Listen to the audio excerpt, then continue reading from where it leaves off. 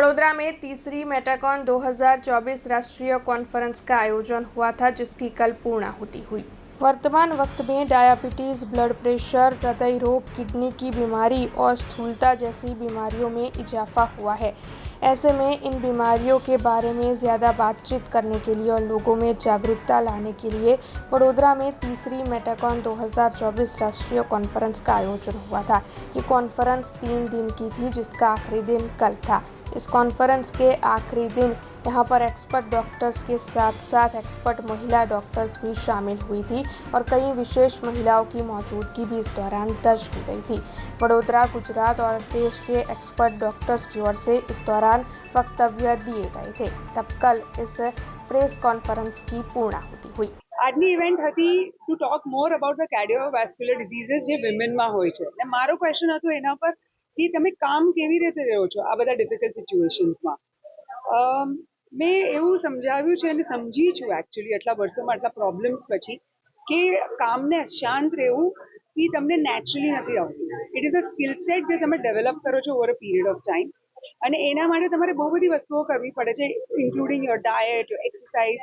અને આ not only physically but mentally પણ you have to try and remain calm, શાંત.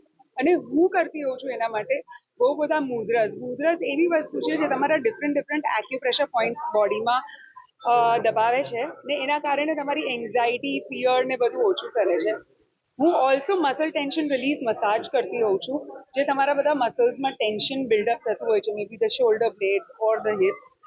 અને at the same time it is very important કે તમે એક્સરસાઇઝ અને ડાયટ સાથે મેન્ટેન કરો.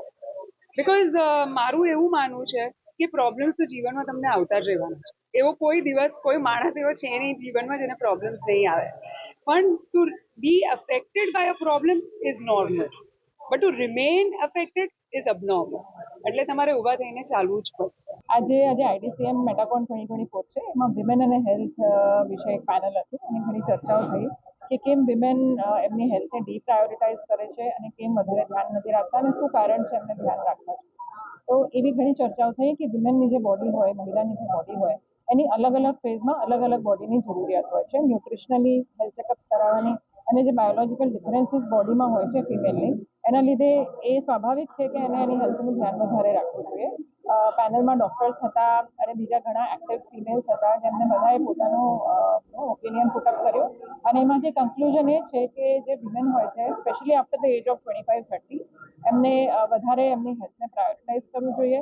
એટલીસ્ટ 1 કલાક પોતા માટે વિના વગર ચૂકે કાઢવો જોઈએ, એક્સરસાઇઝ માટે, સારી ડાયટ માટે, એની હોબી પરસ્યુ કરવા માટે, સો દેટ એ પોતે ઇમોશનલી અને ફિઝિકલી હેલ્ધી રહી શકે અને એને પરિવારનું પણ એવી રીતે વધારે. हमसे जुड़े रहने के लिए हमारे YouTube चैनल को सब्सक्राइब करें और नई वीडियो की नोटिफिकेशन के लिए बेल आइकॉन को दबाएं।